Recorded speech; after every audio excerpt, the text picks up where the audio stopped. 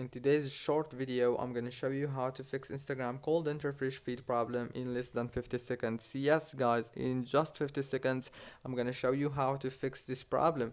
First thing you have to do is open the settings on your phone, go to the apps manager, go to the apps. Now, right here, as you can see, we will find all the apps. So all what we have to do is very simple. Click on Instagram and then go here. You will find many options. First thing you have to do is go to the permissions.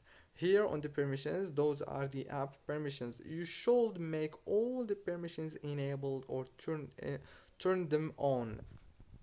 Go back, click on force stop. After you click on force stop, go to the power usage details.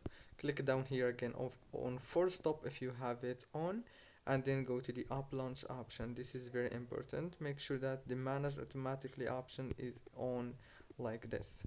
That's it, guys. Now turn off your phone, turn it on again, and the problem must be solved. Don't forget to like, subscribe.